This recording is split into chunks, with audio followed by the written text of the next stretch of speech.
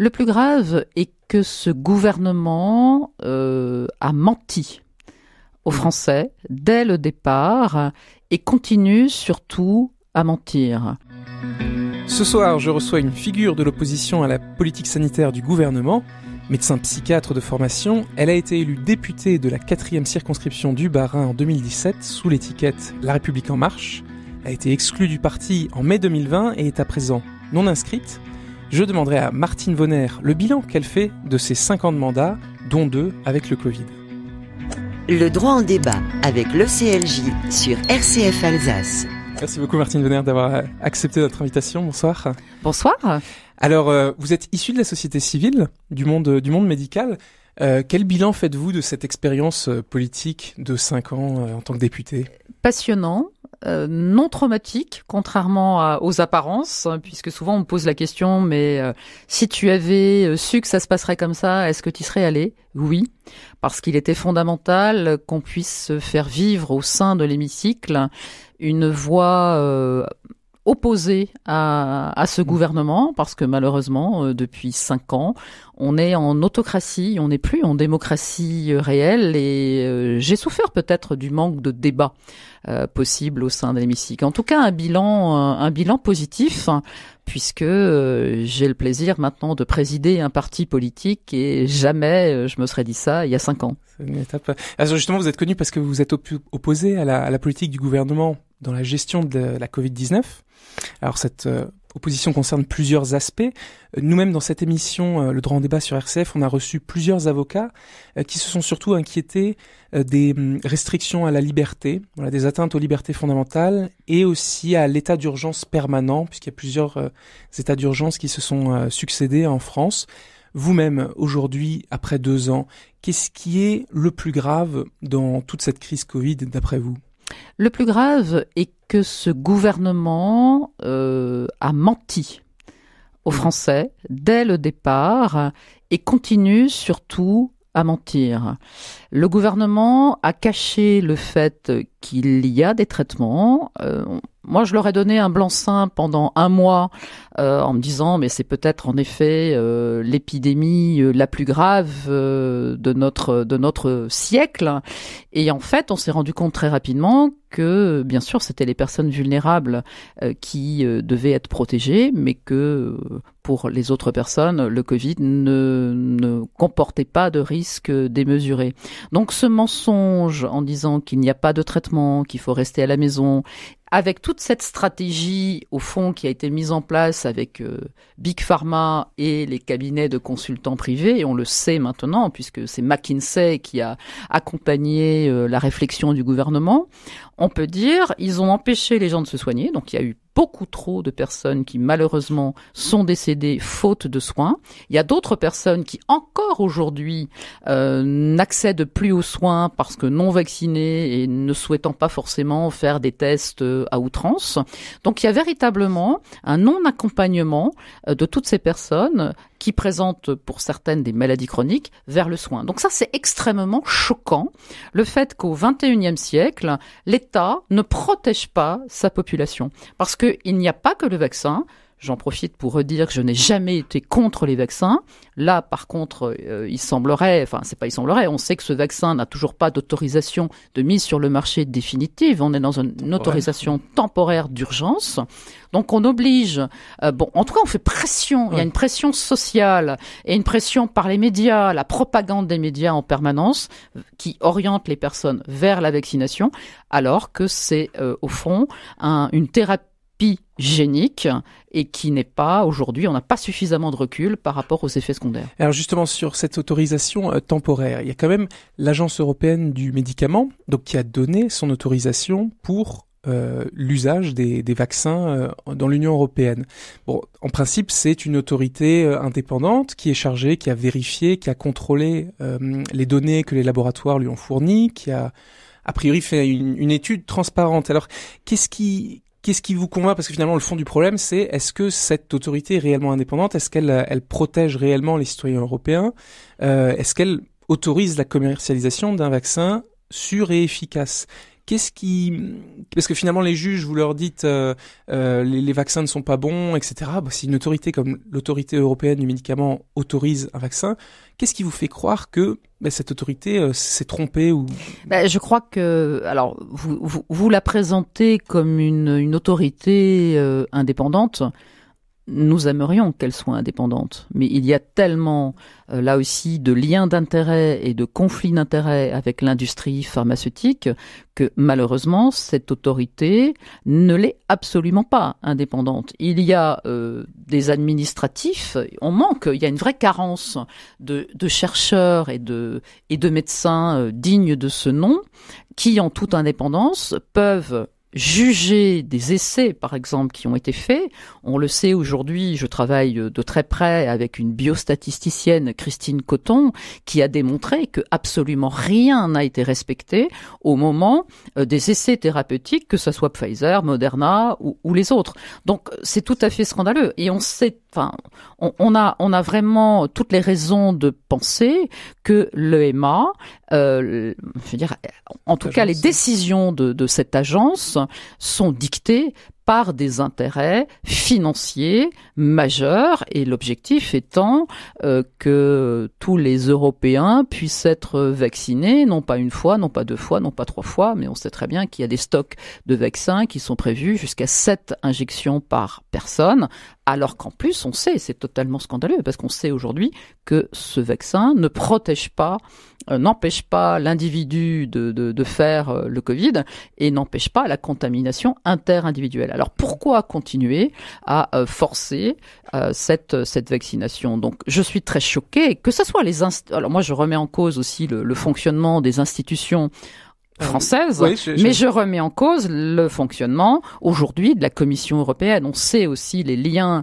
malheureux entre la présidente de cette commission, Ursula von der Leyen, et Pfizer, pour ne citer que Pfizer, mais ça a été démontré. On sait qu'il y a des liens vraiment d'influence de cette société pharmaceutique sur des décisions qui ont été prises au plus haut de la Commission européenne. C'est profondément choquant. Et là aussi pour les institutions françaises, justement, quand on regarde tous les débats qui ont eu lieu depuis 2 ans, il y en a eu beaucoup. Et justement, là aussi, je pense que beaucoup de gens se disent et ont l'impression fondée que tout a été fait quand même dans un processus démocratique cohérent. C'est-à-dire que le gouvernement a annoncé la mise en œuvre d'une politique justifiée parce qu'il y avait des malades, il y avait un risque de saturation. La loi a été débattue dans les 2 assemblées. Il y a eu des recours auprès du Conseil constitutionnel et puis les juridictions administratives et judiciaires se sont aussi prononcées sur les différents recours qu'il y a eu.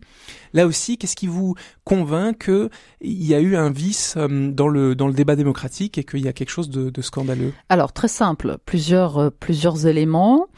Déjà il faut que tous ceux qui nous écoutent comprennent que depuis 2 ans, nous sommes gouvernés par un conseil de défense. Un conseil de défense qui se réunit la veille du conseil des ministres. On ne sait jamais qui participe à ce conseil de défense, et le lendemain, le Conseil des ministres exécute les ordres du Conseil de défense. Donc c'est particulièrement choquant que tout cela, et bien sûr, le Conseil de défense couvre un secret défense. Donc quand on pose des questions, on nous dit non, vous aurez les réponses dans 50 ans. Donc c'est profondément choquant. Quand on est face à une épidémie, quelle que soit sa gravité, on commence par proposer des soins. Vous avez très justement dit, est-ce que c'était pas les bonnes décisions parce que l'hôpital allait être saturé? Mais il y a eu des fortunes dépensées. Je vais citer qu'un exemple. L'État dépense plus de 60 millions d'euros par mois vers des sociétés privées, vers des vigiles qui empêchent les patients de rentrer à l'hôpital, alors qu'un patient malade en cas d'épidémie doit pouvoir avoir des soins de qualité. Donc on aurait dû mettre tout cet argent dans le renforcement de l'offre de soins. Vous disiez qu'il y a eu, au fond, tout s'est passé de façon très démocratique. Non, j'ai participé au débat. Je peux vous dire qu'il n'y a pas eu un seul amendement de l'opposition, que ce soit au niveau du Sénat ou que ce soit au niveau de l'Assemblée nationale, qui ait été accepté par le gouvernement. Il y a eu une fois, on a réussi à bloquer quelque chose et le ministre Olivier Véran a fait revoter l'Assemblée. Donc on voit à quel point ce parlementarisme aujourd'hui à la française dysfonctionne. Le Conseil d'État est censé juger de la qualité de la loi avant que les parlementaires la regardent. Le Conseil constitutionnel regarde la conformité par rapport à la Constitution une fois que la loi a été votée. Ces deux institutions, aujourd'hui, sont le bras armé du gouvernement et de l'État français, ne jouent absolument plus leur rôle de contrôle et plus que jamais, depuis le mandat la mandature de ces parlementaires et surtout le quinquennat Macron, il n'y a jamais eu autant de lois qui ont été passées par ordonnance. Ce qui nous démontre qu'il n'y a plus de débat. J'en ai fait les frais à plusieurs reprises, puisque en tant que parlementaire, mon rôle est d'évaluer et de contrôler l'action du gouvernement. Dans le cadre de mon rôle, en effet, j'étais opposée à ce qui était en train d'être fait, mais je n'ai pas eu le droit de m'exprimer. Dès que je disais la moindre opposition, je me suis fait insulter, je me suis fait menacer au sein même de l'hémicycle, et ce n'est pas ma personne que le ministre menace, mais ce sont bien tous les citoyens que je représente qui me font confiance et qui m'ont élu.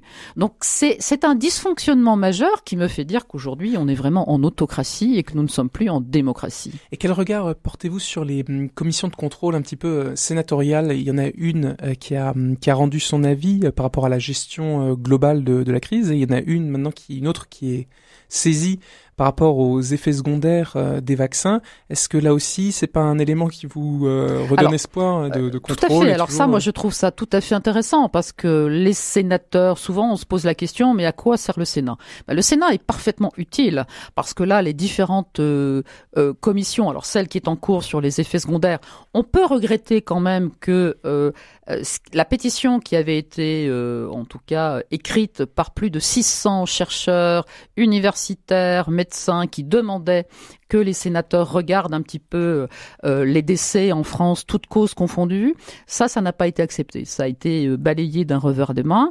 Je suis rassurée et je sais qu'il y a beaucoup d'experts qui vont être auditionnés par la commission pour évoquer les effets secondaires du vaccin. Donc là, c'est vraiment une commission d'enquête extrêmement importante. D'ailleurs, moi-même, au sein de l'Assemblée nationale, j'avais proposé une loi pour qu'il y ait une commission d'enquête au niveau de l'Assemblée nationale aussi. Elle n'avait pas été acceptée, donc je suis très heureuse que les sénateurs fassent ce travail.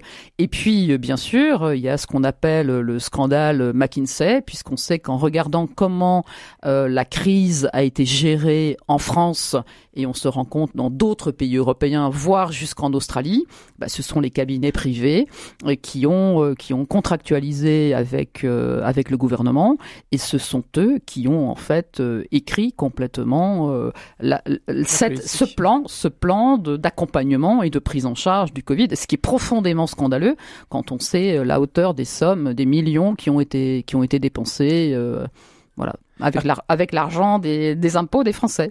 Comme on est à Strasbourg, je voudrais encore qu'on mentionne l'Assemblée parlementaire du Conseil de l'Europe, puisque vous êtes dans la délégation française dans cette assemblée qui fait partie du Conseil de l'Europe.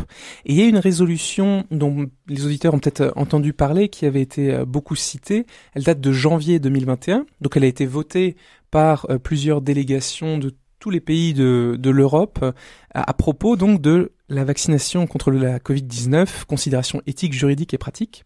Et c'est intéressant parce que ce texte a été voté donc maintenant il y a un peu plus d'un an, janvier 2021, et il était très très modéré dans la politique vaccinale, on va dire. En tout cas, le passage que je voulais vous citer, c'est que les députés se sont mis d'accord pour s'assurer que les citoyens et citoyennes soient informés que la vaccination n'est pas obligatoire et que personne ne subit de pression politique, sociale ou autre pour se faire vacciner s'il ou elle ne souhaite pas le faire personnellement. Donc, c'est intéressant, ce texte avait été voté en janvier 2021 avec quand même un consensus sur la vaccination non obligatoire. Depuis, beaucoup de pays sont revenus là-dessus. Et vous, j'étais surpris, vous n'avez pas voté pour ce texte, vous vous êtes abstenu. Pourquoi vous êtes abstenu sur ce texte? C'est très simple. Alors déjà, que encore une fois, nos auditeurs comprennent que les résolutions ne s'imposent pas. Non. C'est vrai qu'elles peuvent être utilisées et citées dans des jurisprudences, etc., mais elles ne s'imposent pas.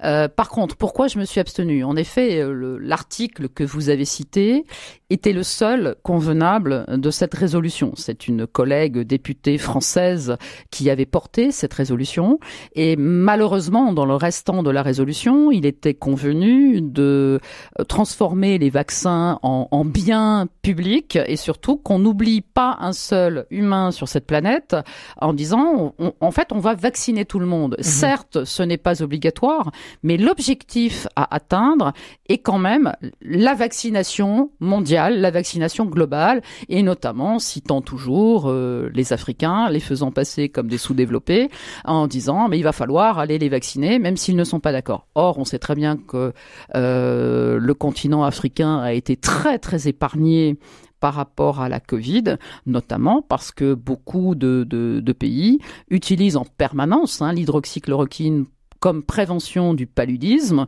et donc ces populations ont été protégées par rapport au Covid. Pour finir, il nous reste 1 minute. Si Emmanuel Macron est réélu, qu'est-ce que vous pensez qu'il va se passer par rapport à cette gestion de politique Covid ? Je suis très inquiète. Si réellement Emmanuel Macron est réélu, d'abord j'espère que je serai toujours dans l'opposition puisque je me représente comme députée dans la 4e circonscription du Bas-Rhin et j'ai relancé ma campagne législative. J'ai déjà fait 3 réunions publiques et j'en ai encore une quinzaine de prévues, donc c'est très intense. Mais je suis inquiète parce que c'est déjà prévu, la disparition de l'hôpital public, la suppression de la sécurité sociale, le chômage, il y aura quasiment plus d'indemnité chômage. Il a beau dire et mettre en avant des projets sociaux, mais comme il a menti pendant 5 ans, pourquoi lui faire confiance pour les 5 prochaines années ? Merci beaucoup Martine Vonner, ce sera le mot de la fin de notre émission. Merci beaucoup d'avoir été avec nous.